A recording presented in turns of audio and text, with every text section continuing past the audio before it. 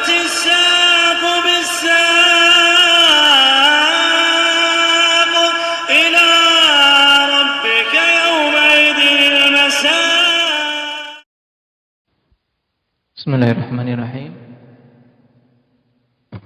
الحمد لله رب العالمين،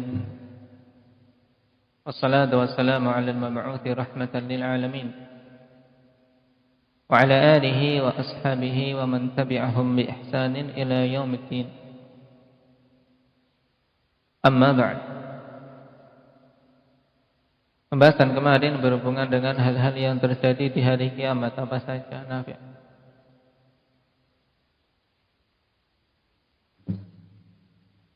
Matahari didekatkan di kepala-kepala manusia sejarak 1 mil. Baik. Terus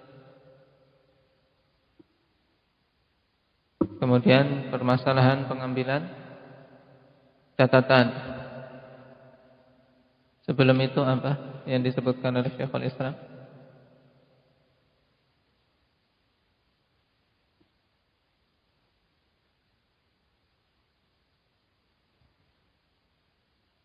Yaitu tentang penimbangan amalan-amalan. Baik. Berhubungan dengan masalah penimbangan, berarti di antara hal yang wajib kita imani tentang adanya apa, Huma?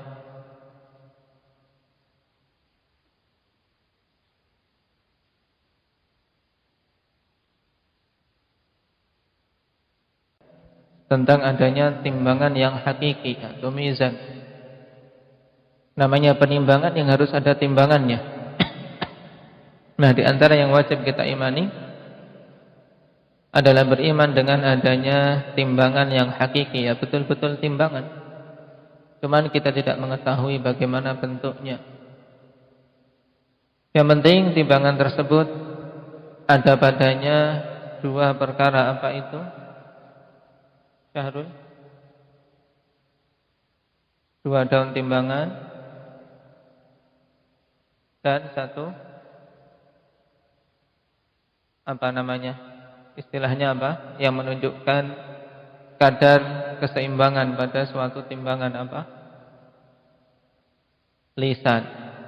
Nah, memiliki 2 daun timbangan dan 1 lisan. Nah, lisan ini entah bagaimana, tidak bisa kita menetapkan jarum dan seterusnya. Itu kalau di dunia, paham? Ibaratnya penggambarannya biar mudah, lisan mizan itu ya di dunia seperti apa? Jarum yang menunjukkan keseimbangannya ke arah mana yang lebih berat dan seterusnya.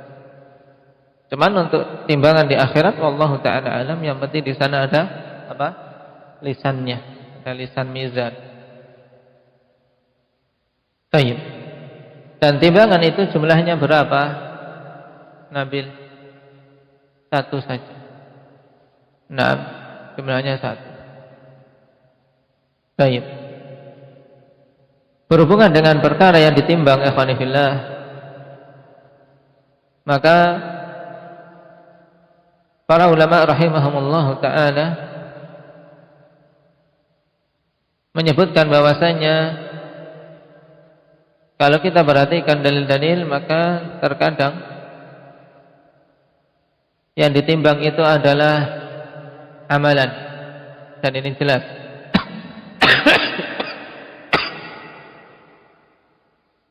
Baik. Amalan manusia. Sebagaimana zahir dari hadis apa? Kalimatani khafifatani 'alal lisan, thaqilatani fil mizan. Ini kan amalannya, yaitu berupa pengucapan subhanallah bihamdih, subhanallahil azim. Ini berat di timbangan. Kemudian yang kedua yang terkadang ditimbang adalah catatan amalan. Baik. Sebagaimana dalam hadis kisah bitaqah. Hadis tentang kisah bitaqah ini yaitu hadis yang masyhur yang diriwayatkan oleh sahabat yang mulia Abdullah bin Amr bin Al-As.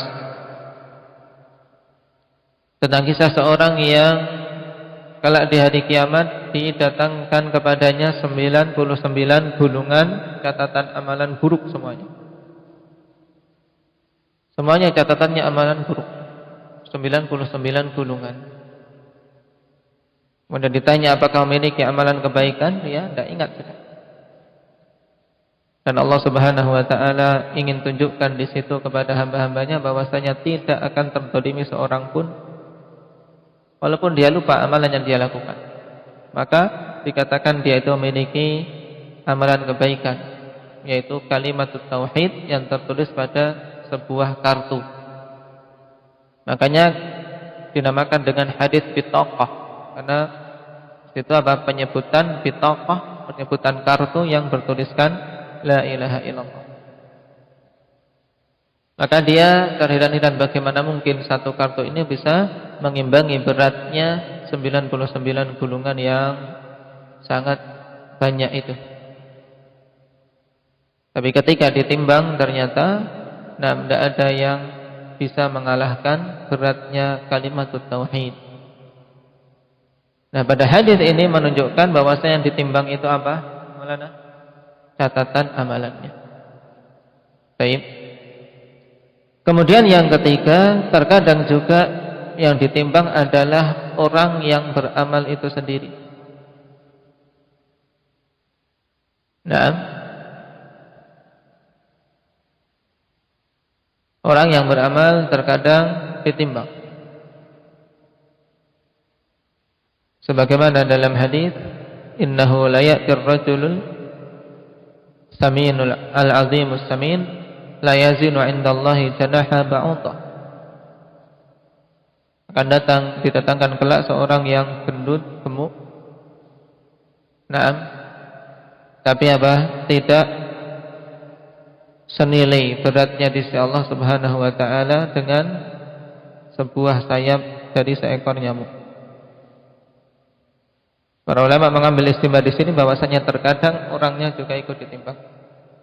Juga kisah Ibnu Mas'ud radhiyallahu anhu ketika apa? Betis beliau tersingkap. Rasulullah sallallahu alaihi wasallam katakan bahwasanya na'am betis tersebut apa? Athqalu 'indallahi yaumil qiyamah min Uhud. Lebih berat di sisi Allah Subhanahu wa taala daripada gunung Uhud. Jadi kalau ditanya hal-hal yang ditimbang, ya berarti terkadang amalannya, terkadang catatan amalan, dan terkadang orang yang beramal. Jadi ada 3 keadaan.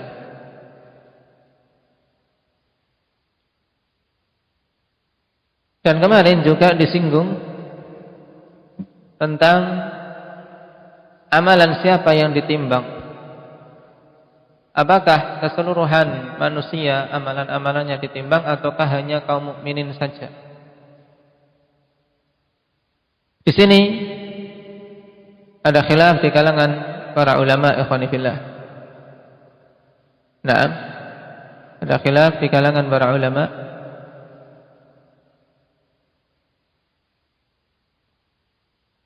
Dan yang rajih bahwasanya penimbangan ini tidak mencakup keseluruhan manusia. Karena di sana ada golongan-golongan yang tidak ditimbang amalannya.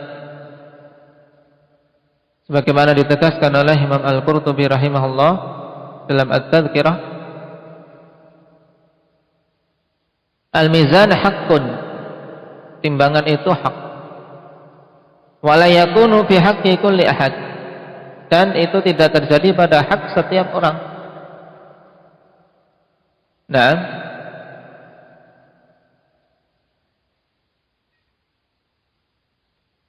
bidalil qaulihi alaihi salam fayuqal ya Muhammad adkhilil jannah min ummatika man la hisab alaihi. Dengan dalil perkataan Nabi sallallahu alaihi wasallam yang di situ Allah Subhanahu wa taala katakan kepadanya, wahai Muhammad, masukkanlah ke dalam surga dari kalangan umatmu yang tidak ada hisab padanya. Baik. Jadi yang masuk tanpa hisab, tanpa adab, ini tidak melalui penimbangan.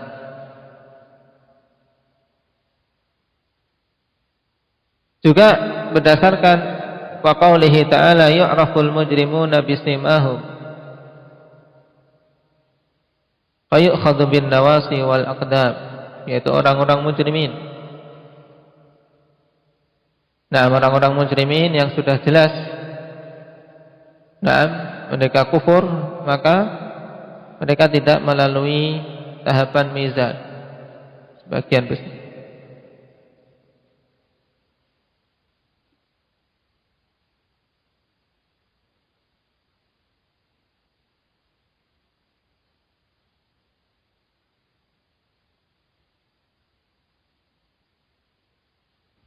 Nah, kemudian beliau mengatakan wa inna ma yakunu liman baqiya min ahlil mahsyar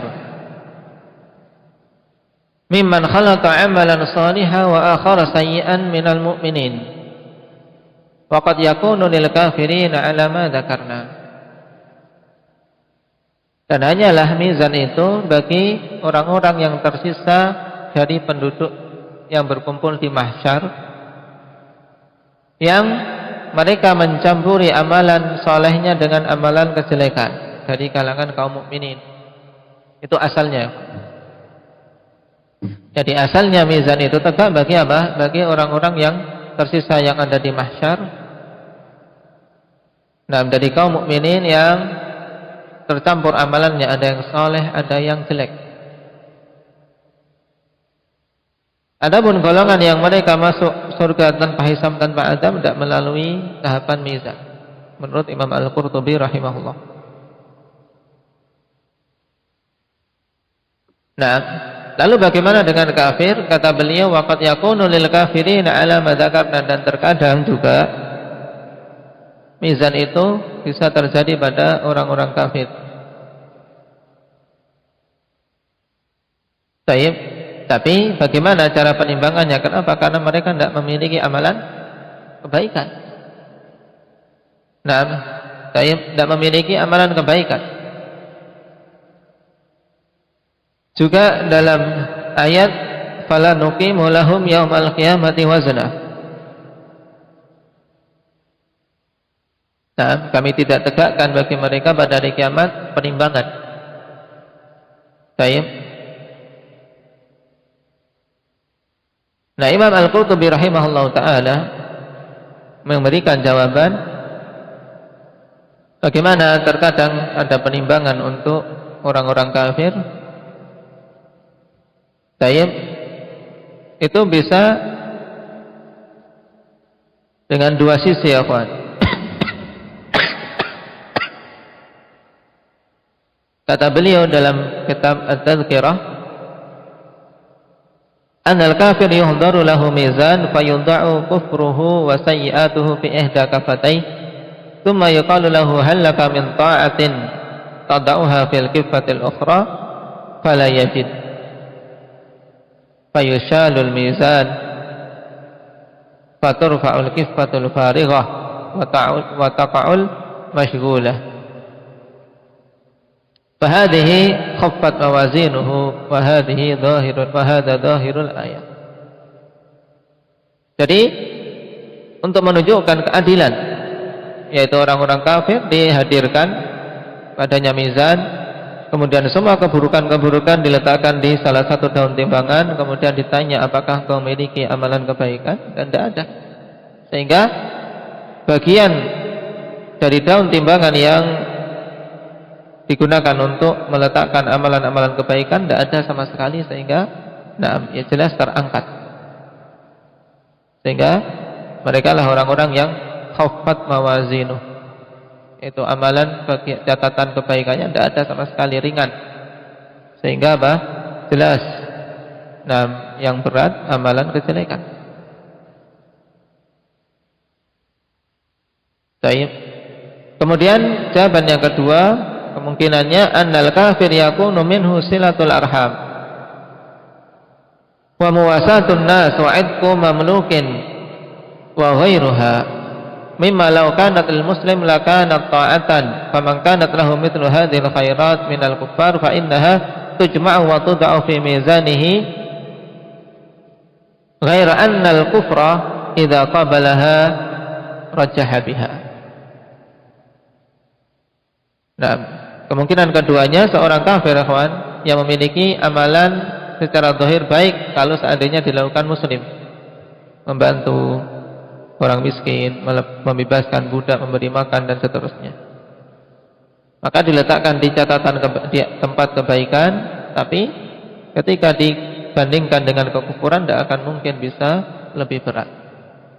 Nah, ini bentuk bagaimana penimbangan amalan-amalan orang kafir ketika Allah Subhanahu wa taala menghendaki untuk ditimbang.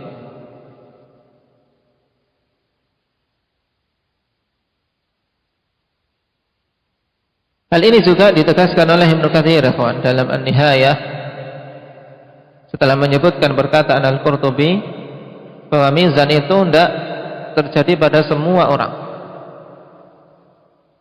Nah, kenapa? Karena innaman la hisaba alaih wa la azab la tuzanu a'malu. Yang masuk ke dalam surga tanpa hisab, tanpa azab, ini amalannya tidak perlu ditimbang. Karena sudah tidak ada hisab, tidak ada azab. Kemudian juga kebalikannya, orang-orang mujrimin yang sudah diketahui alamatnya, yu'raful mujrimuna bisimahum, mereka sudah ada alamatnya mujrimin, maka fayu'khadhu bin nawasi wal aqdam, maka mereka langsung diambil untuk masuk ke dalam neraka wal'iyadzu billah. Nah, jadi tidak semuanya. Kemudian juga orang kafir pun tidak semuanya tidak ditimbang, tapi sebagian ada yang ditimbang sesuai dengan kehendak Allah ketika Allah menghendaki agar manusia betul-betul melihat sisi keadilannya.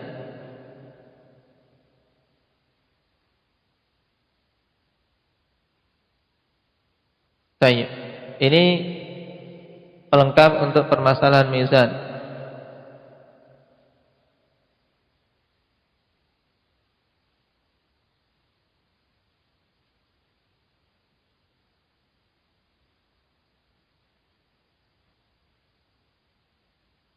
Kita lanjutkan. Qala al-'allama al-Fauzan hafizahullah ta'ala wa syahidu min al-ayatil karimah anna fiha itsbat al-mawazin wal wazni yaum al-qiyamah. Yang menjadi inti pendalilan bahwasanya pada ayat tersebut terdapat penetapan mizan-mizan dan penetapan penimbangan kelak di hari kiamat. Waqad warada dzikrul wazni wal mawazin fi ayatin katsirah minal Qur'an. Dan telah datang penyebutan penimbangan dan timbangan-timbangan di ayat-ayat yang banyak di dalam Al-Qur'an.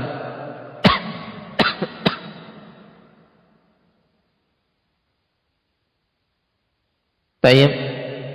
Di antaranya yang kita hafal semua, fa amma man taqulat mawazinuhu fa huwa fi 'ishatir radiyah wa amma man khaffat mawazinuhu fa ummuhu hawiyah. Dan telah kita lewati penjelasannya kemarin. Faqad afada majmu'un nusus annahu yuzanul 'amilu wal 'amalu wasluhu. Dan kumpulan dari nas-nas telah menunjukkan bahwasanya yang ditimbang itu adalah amil, orang yang beramal, orangnya, dan terkadang amalannya, dan terkadang adalah catatan amalan sebagaimana disebutkan tadi. Wala munafata bainaha fal jami'u zuzan. Maka tidak ada pertentangan antara hal-hal tersebut sebab semuanya ditimbang. Walakinnal i'tibara fi thiqali wal khiffati yakunu bil amali nafsi. Akan tapi yang menjadikan i'tibar, menjadikan patokan untuk menentukan berat dan ringannya adalah amalan itu sendiri. La bidzatil amil wala bis sahifah, bukan pada apa? Zatnya yang beramal atau lembaran-lembarannya. Wallahu a'lam. Buktinya apa? Pada hadis bitaqah. Lembarannya banyak 99. Sedangkan kalimat tauhid cuman dalam satu kartu. Tapi ketika kalimat tauhid adalah amalan yang sangat berat, dia bisa mengalahkan beratnya semua lembaran-lembaran itu. Demikian pula bukan orangnya. Buktinya dalam hadis tadi yang didatangkan apa? Ar-rajul al-azim as-samin, seorang yang besar gemuk. Tapi tidak senilai beratnya dengan helai sayap seekor nyamuk. Wallahu a'lam. Nah, faqad ta'awwala al-mu'tazilah an-nusus fi dhalika 'ala anna al-murad bil wazn wal mizan al-'adl, wa hadha ta'wilun fasidun mukhalifun lin-nusus wa ijma'i salafil ummati wa a'immatiha. Dan orang-orang Mu'tazilah mereka mentakwilkan nas-nas tentang hal tersebut, mengatakan bahwasanya dimaksud dengan penimbangan dan timbangan kelak di hari kiamat itu hanyalah maksudnya adalah keadilan. Maksudnya keadilan. Dan ini penakwilan yang rusak, yang menyelisih nas dan ijma' para salaf serta para a'immah salaf kita ridwanullah alaihim. Tapi wajib kita imani itu adalah timbangan yang hakiki, betul adanya. Qala Syaukani, wa ghayatu ma tashabbatu bihi mujarradul istim'adatil aqliyah. Dan ini kebanyakan pegangan orang-orang Mu'tazilah. Dan puncak perkara yang mereka berpegang dengannya adalah sekedar gambaran-gambaran akal yang menunjukkan bahwasanya adanya timbangan itu sesuatu yang mustahil. Ini maksud istim'adat al-aqliyah, ketidakmungkinan secara akal.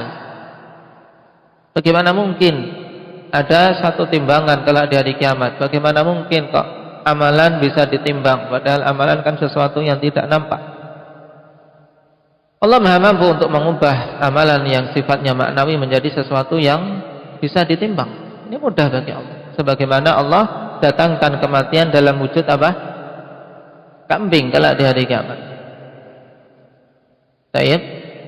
Karena perkara hari kiamat adalah perkara yang tidak boleh kita tetapkan hanya sekedar dengan akal. Tidak boleh pula kita tolak hanya sekedar dengan alasan tidak masuk akal. Walaysa fi dzalika hujjatun 'ala ahad, dan yang demikian itu bukanlah hujjah atas seorang pun. Fahadha ila lam taqbalhu uquluhum faqad qabilathu uqulu qaumin. Sebab hal ini apabila akal-akal mereka tidak mampu menerima, maka sungguh telah menerimanya akal-akal kaum yang lain. Hiya aqwa min uqulihim, yang kaum itu akalnya lebih kuat daripada akal orang-orang Mu'tazilah itu. Yaitu apa? Minas sahabati wa tabi'ina wa tabi'ihim, dari kalangan para sahabat, para tabi'in dan para atba'ut tabi'in. Hatta ja'atil bid'u kal lailil mudlim wa qala kullu man syaa wa qala kullun man syaa wa taraku syar'a khalfa dhuhurihim. Nah, kemudian sampai datang kebid'ahan seperti malam-malam yang kelam, dan masing-masing mengatakan apa yang dia kehendaki. Wa qala kullun ma syaa. Kullun sebagai apa berarti? Betuan? I'rab kullun apa?